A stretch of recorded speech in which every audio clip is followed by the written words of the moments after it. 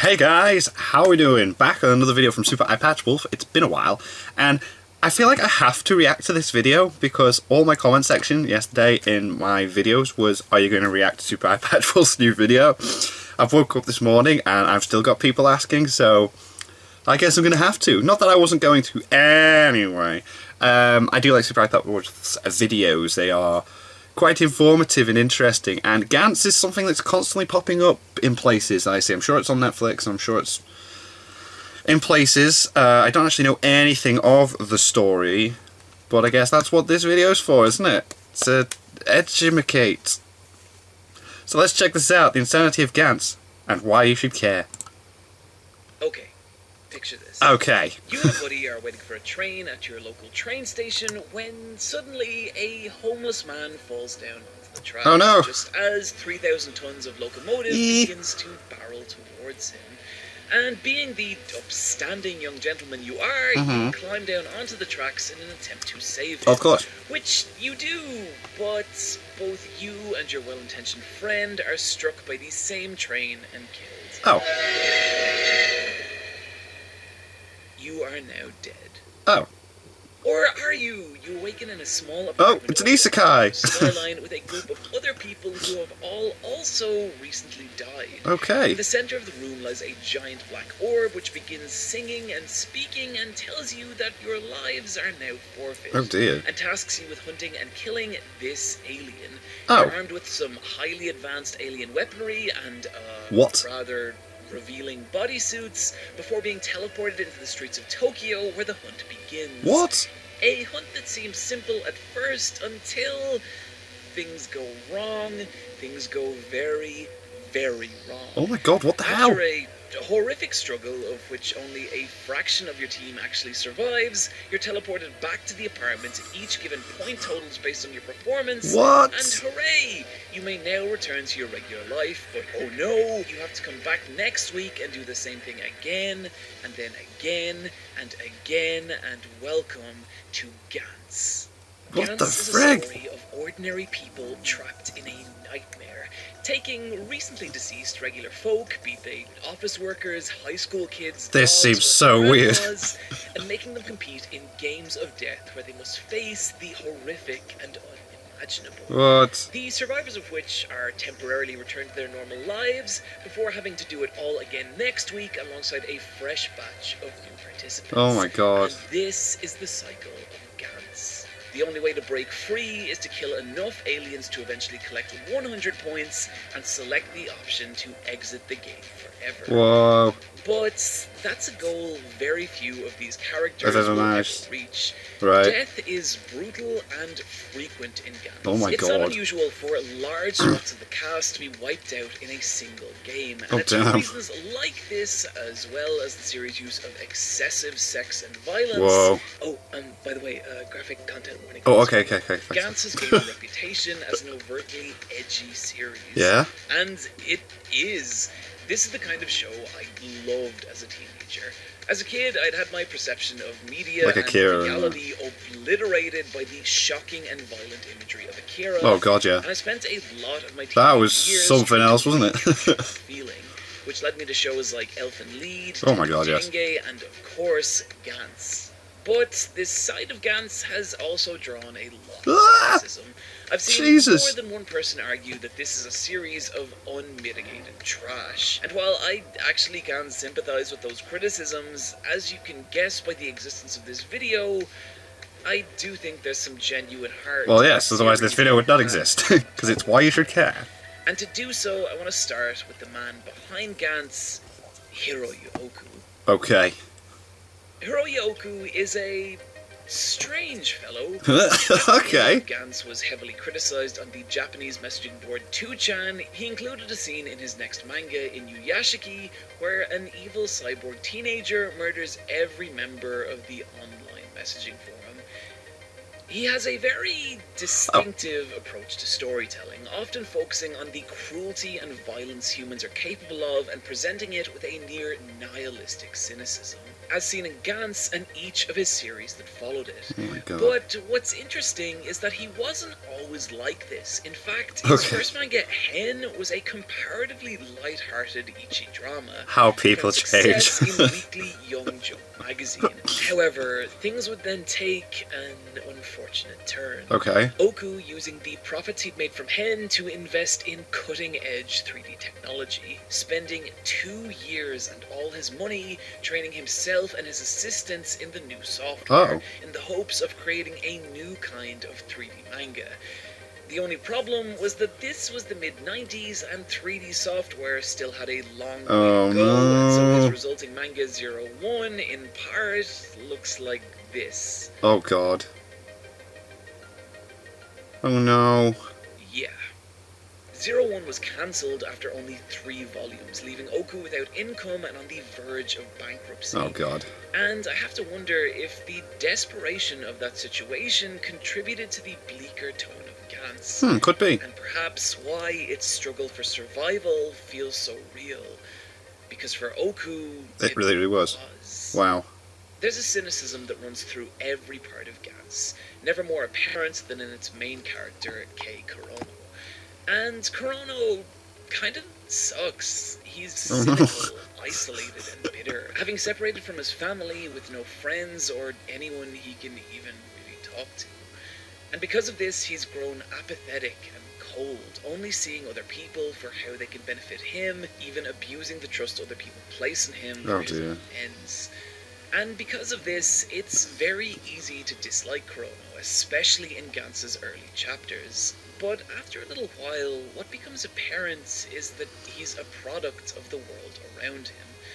It's shaping him into it, is presented as this Darwinian nightmare, where older students sow violence and humiliation among their younger peers. One particular early story arc involving an upperclassman known as the Dentist, who tortures his classmates by ripping out their teeth. Right, okay, of course. This Original name. is the world of Gantz. It presents society at its most bleak and callous. Jesus Christ. And because of this, it's easy to see how Kurono has become the way he is. How the life and enthusiasm he had as a child has been crushed out of him, leaving a taken cold, away, cynical shell of a person. And in understanding this, it gives us a believable baseline from which we can watch Kurono grow over the course of the story. Right. And that's a growth that starts when he's drawn into the game of Gantz. While being summoned by Gantz is initially a very bad thing that forces Kurono to face unimaginable horror, it also does something else. It shatters Kurono's isolation, forcing him into contact with the people. other participants in the game. Their only hope for survival being to work together to overcome whatever danger the night brings. And so, slowly, over the course of the games, people start to rely on Kurono, and he in turn begins to rely on them. Right, okay. The group sharing a bond that is absent from Kurono's ordinary Actually life, yeah. Wow. There's a chapter that Quite illustrates depressing. this really beautifully called Daytime Lantern, which starts with one of Kurono's teachers calling him a daytime lantern, i.e. that he is totally useless. The name catches on. Oh wow, that's mean. He's 10-2 in high school, and he spends the rest of the day being harassed and insulted by his classmates. But then that evening, he's visited by his teammates from Gantz, who have come to look on him as their leader, and together they bound across rooftops and train for whatever challenge awaits them in the next game. The chapter ending with Kurono staring silently down at the people he's helping. What's so cool about Daytime Lantern is how it captures that feeling of being part of a found family. That in his daily life, Kurono is this nobody who is to harass everyone just like and picks on him, ignored. but just makes him feel like poo. But through Gantz, he's found this group of people he's really important to and are important to him. Feeling of worth? Letting him grow past the selfish asshole we met at the beginning of the story. And what's cool about this chapter is that none of this is overtly stated. Oku just presents us sees it there. Right, I like that. And lets us come to Don't our spoon feed everything, let us assess. And this is something I really like about Oku's work. He's a much stronger visual storyteller than he is actual storyteller, often giving very little direct detail about his character's lives. I like stuff like that, that's cool. either through their environments, the subtle emotion of their facial expressions, right, yeah. or taking an entire page layout and using it to convey a particular concept or emotion. He has an ability to visually capture a moment and use that moment to give us further insight into who these people are. I like that kind of One of my favorite storytelling. examples of this comes at the beginning of Gantz's third major story arc. The first panel of the page showing Kurono lying in bed. The isolation he feels conveyed by the empty negative space around him. The next panel revealing his desire to go back to Gantz where he can be with other people. But then immediately this layout is contrasted with the third panel showing Gantz's secondary main character Kato in the same composition. Yeah. But that negative space is filled with his little brother. Kato racked with anxiety over having to return to the apartment. Doesn't want to go back. What I love about this page is how with just 4 simple panels it shows us the vast difference between these two characters. Yeah, it does, and the impact Gantz is having on their lives. Unlike Kurono, Kato has something to lose. His little brother. Yeah. Both Kato's parents were killed in an accident when he was younger, leaving him and his little brother in the care of their violent, abusive relatives. Oh, bloody hell. And so all the two have is each other. Right. Kato taking it upon himself to get a job and save up enough money to rent an apartment, where he and his little brother can live in safety. But then if he dies in Gantz... This, his relationship with Gantz is totally different from Kurono's, as he knows that if he's killed, he will vanish from his brother's life without explanation, leaving the child alone and defenseless in a cruel, violent world. This page capturing that anxiety beautifully. And it's for moments like this that I would really recommend the manga of Gantz over all other versions. Okay. As well as the fact that it's the only way to experience the vast majority of the story. Okay, you may have noticed from that previous section that Gantz is bleak. Yeah, really, it seems quite depressing. Everything's like, oh my god, he has an abusive family. They died in front of a train. He gets bullied during the day. The other being that it's totally fucking insane. And to help illustrate this, I'm going to bring back one of my favorite sections. Here's a few out of context moments from Gantz. Okay, here we go. One of the later battles involves our heroes being attacked by Salvador Dali's 1936 surrealist painting, Soft Construction with Boiled Beans. What? There is a cute frog who steals people's shoes, who is also a nightmarish hell creature. Whoa. One of the participants of Gantz is a panda who forms a loving relationship with a serial killer. George is there. What? This panel happens, and finally one of the aliens encountered is a robotic version of the 1970s Japanese folk singer Seiji Tanaka, who sings his songs in a creepy robotic voice and is piloted by giant sentient crow fetuses. Oku, you are a strange... What? It's insane! That tonal whiplash from those two previous sections, then yes, now you know what Gantz feels like. But if anything, rather than these two sides of Gantz clashing, the absurdity of Gantz's world only adds to its nightmarish feel. Parts of Gantz feel like some bizarre... Yeah, it's weird. Their characters facing things that can't possibly exist, but they do. Well, they do, yeah, wow. And it's in these moments that Gantz carries a near nihilistic horror. Like the universe itself is laughing at these people and their struggle. That there are horrors waiting for them, both bizarre and unimaginable.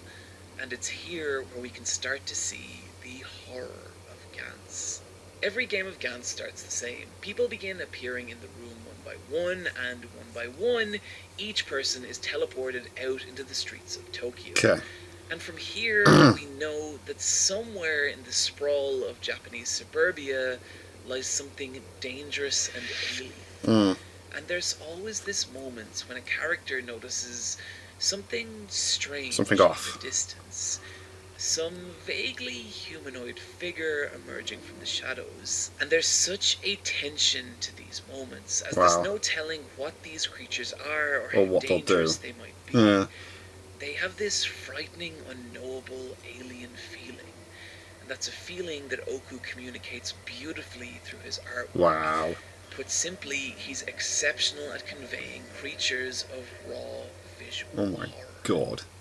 There's a lot of different ways a creature can feel frightening. They can feel monstrous, they can feel ghostly, they can feel demonic, all of which play off different anxieties of the human condition to elicit different kinds of fear. Ugh. Fear of violent animals, fear of death and disease, fear of religious ideology, and the fear that the creatures of Gantz specifically elicit is fear of the unknowable and the alien. There's a disturbing quality to the creatures of Gantz, some of which look nearly uncannily human and others abstract. Wow, and horrifying. that is so bizarre. But either way, they all carry this unsettling level of realism, each one illustrated with a subtle sense of physicality, grounding the absurdity of their designs in the tiny details of their anatomy, Oku meticulously rendering individual strands of hair, folds of skin, and knots of muscle, and in doing so, sending our brain thousands of tiny subconscious messages that these creatures are real and physical. And this is unsettling, Wow. but particularly when Oku uses that looks nuanced cool. eye for detail to draw our attention to sharp bared fangs, blade-like claws, and swollen, dense muscle, constantly reinforcing the idea that these creatures are powerful and dangerous. Where they start to feel alien, however, is in their intelligence. These are not erratic beasts moving without purpose. These are sentient, intelligent creatures that think and feel and have emotion on par with our own. And it's this that makes them particularly disturbing. Most of the creatures of Gantz aren't aggressors. They're just beings trying to live their lives and blend in with human society. Oh, right, okay. Which is why they don uncanny disguises and cloak themselves in our mythology. They just wish to be left in peace, and so to them, we are the violent aggressors. Oh, right, okay, attacking Jesus without Christ. provocation. Switch. And so they seethe with emotion and hatred for the humans trying to kill them. And that emotion makes them terrifying, giving violent desperation to their actions, and in some cases even developing vendettas against the humans who hunt them. One particularly chilling instance of this being when one of the aliens survives a game of Gantz, only to appear at Corono's school the next day, looking to take bloody revenge for the friends he's lost. Oh, God. This distinctly alien fear Whoa. escalates as the story continues. In the beginning, the creatures of Gantz carry the threat level of basically a very, very dangerous human. But as the games go on, we begin to encounter beings of sheer cosmic terror. Oh, God. Creatures that cannot be understood or comprehended. Invincible alien nightmares whose mere existence causes our heroes to question reality and if a god would ever truly allow such horrors to exist. And in these moments, Gantz becomes taut with a near existential terror. Adding to that feeling of horror is just how fragile the human participants feel. And again, this is something Oku elicits beautifully through his panel layouts, often placing his human characters in the foreground feeling tiny and insubstantial, and then filling everything the else rest of the mounting frame over, with Jesus. alien beings they face. And these moments are Gantz, instances where ordinary people are forced to face things horrific and impossible. While the human participants of Gantz are equipped with high-powered weaponry and suits that enhance their physical abilities, that equipment is unreliable, often not working the way the characters expect, and the suits themselves only able to withstand a very limited amount of damage before they break and become useless, leaving our characters naked and vulnerable against whatever terrors the night holds. Oh, Jesus. And so you have these horrifying alien creatures and these vulnerable, fragile humans, each arc of Gantz revolving around a single battle between the two sides. But these are not the sportsmanlike showdowns of shonen battle manga. These are more like violent, emotional car crashes, where death is immediate and frequent on both sides. And throughout it all, there's this knowledge that neither side actually wants this. That there are forces beyond the control of both that have trapped them in this scenario, creating a deeply unfair, nearly nihilistic feeling that runs through Gantz. All sides are suffering, and that the universe at large does not care. I think the only way I could properly show this is to actually take you through one of the arcs of Gantz. And unfortunately, to do that, I'm gonna have to get kind of spoilery. Oh, that's so okay. Skip to here if you want to avoid. I don't mind. The Buddha arc comes at a point in Gantz's story when our protagonists have survived enough of these games that they're beginning to feel confident in their abilities. Right. But straight away, there's a problem. Uh-oh. With heavy casualties in the previous game, most of the people summoned by Gantz are brand new, i.e. people who have just died and have no idea what's about to happen. One of which is a Buddhist priest who insists that this is the afterlife and that people need to come practice sutras with him and not listen to Corona or Kato. No. He convinces everyone are evil demons trying to mislead them.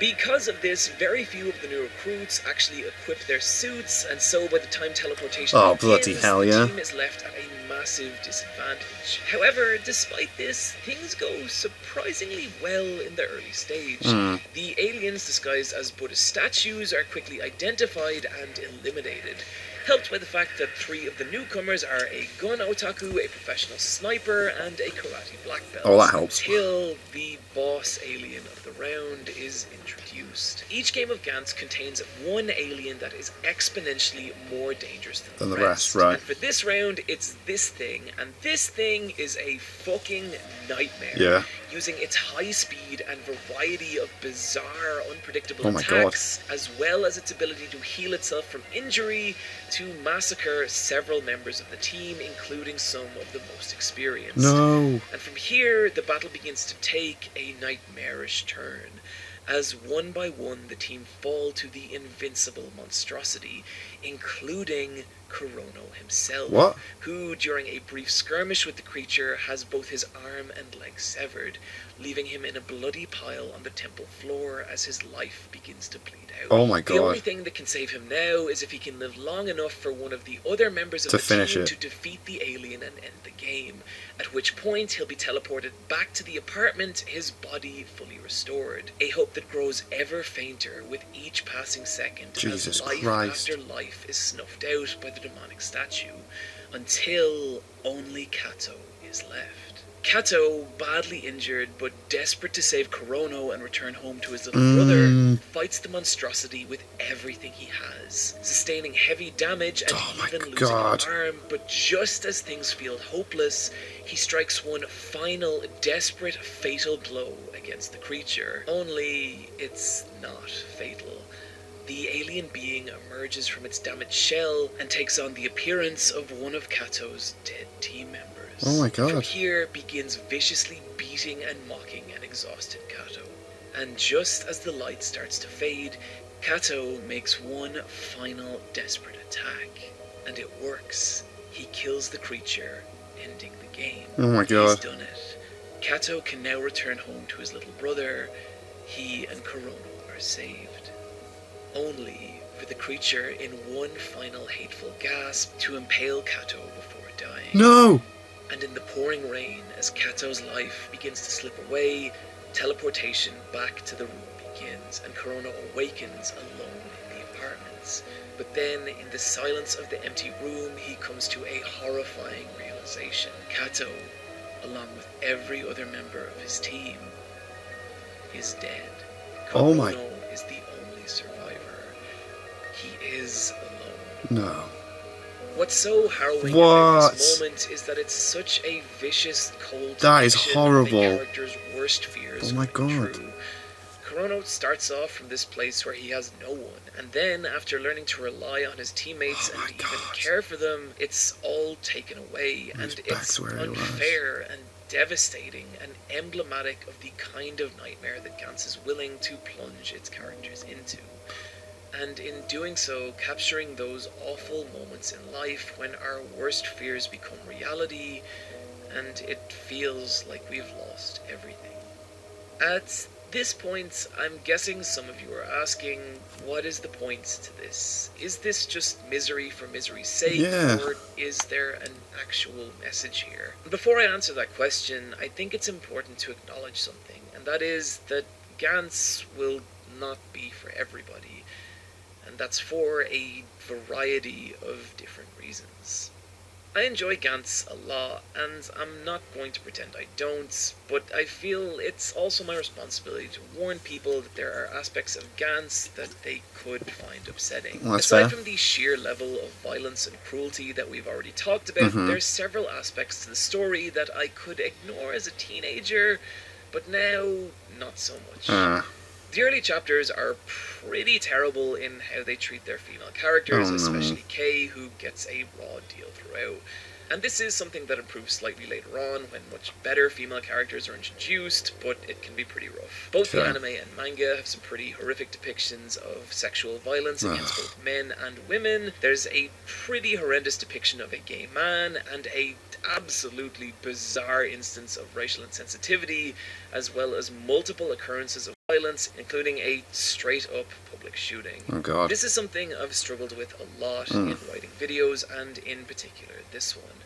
When does it it's only fair to let people know what they're getting into. Sensitive material, and when is it not okay? And Gantz, to me, definitely crosses that line. It frequently wanders into sensitive territory and uses it for shock value as opposed to building it into its narrative or exploring it in any it's just there way. And this is a side of Gantz and Oku's writing in general that I really don't like. But rewriting this paragraph what feels like a dozen different times, including nearly deciding to not make this video, I've come to the conclusion that I am not the arbiter of what is and is not okay in media. I think that's a line each person needs to draw for themselves, and all everyone I can decides do what is flag that these issues exist in Gantz, and to say that if you are uncomfortable with them, parts of Gantz are going to be very difficult for you to get through, and if you find them outright upsetting, then I think you should avoid Gantz entirely, as well as any of Oku's other work. That's fair enough. With that in mind, I want to now return to the question, what is the appeal of this series? And is there a point to the violence and misery? And personally, I think there is. I think there is a heart to this nightmare, and to explain what that is, I want to use one final example from Gantz's story, and in particular that of my two favourite characters of the series. Spoilers incoming. Okay. Around halfway through Gantz, a new character is pulled into the game of death, Kaze, a tall, extremely powerful man who practices Bajikwan, a Chinese martial art that involves channeling your entire body weight into a single explosive strike. Cool. A style of fighting that he's become so proficient at that he's practically invincible. Kaze is an unusual addition to the cast of Gantz. You have ordinary people like high school kids and office workers, and then all of a sudden you have this 80s shonen action hero dropped among them. And like those heroes, his motivation is simple. He wants to test himself against the strongest opponents he can find. Right. A quest that's cut short when he's killed in a mass shooting. Oh god, alright, okay. Brought back by Gantz and forced to participate in the hunts, where his monstrous fighting ability let him excel in the games of death. Makes sense. Finally, Kaze has found a battleground that lets him fight to his full potential, and he's content.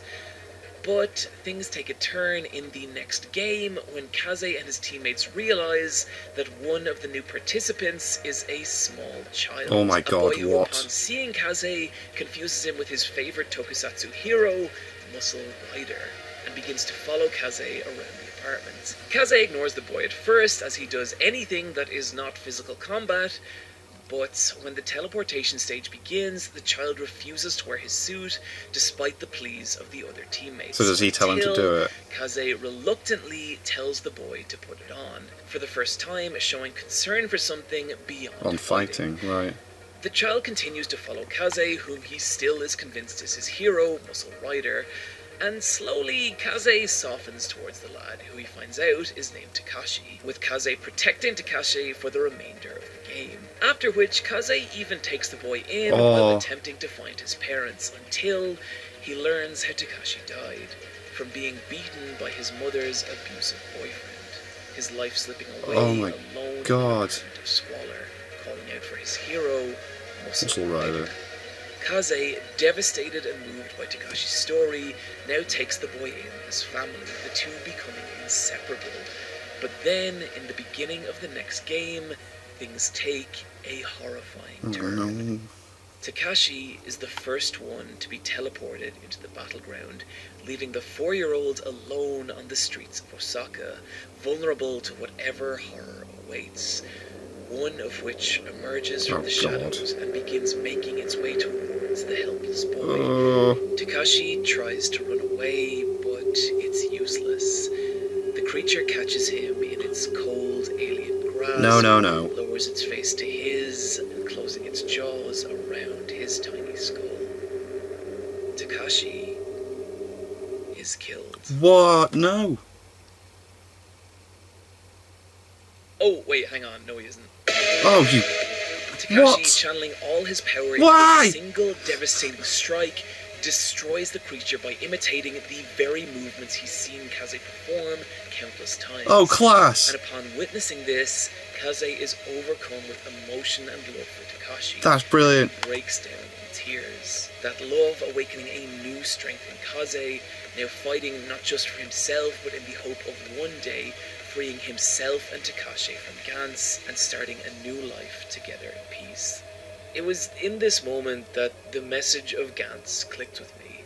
No matter how awful or horrifying the world might seem, it's our connection to other people that let us survive it and make it worth surviving. While Oku does create these instances of cruel, violent nihilism, it's how he contrasts those moments with ones of intense humanity and love that make his stories. Can't believe you edited it like that. And this to me is the heart of Gantz. People trapped in this world of nightmares, but finding each other through it and together surviving. And that's what I think's kind of beautiful about this series. Its ability to capture the bleakest dark and purest light. And to say that even if the world is collapsing around us, all we really need is each other. That really, that's all we ever have.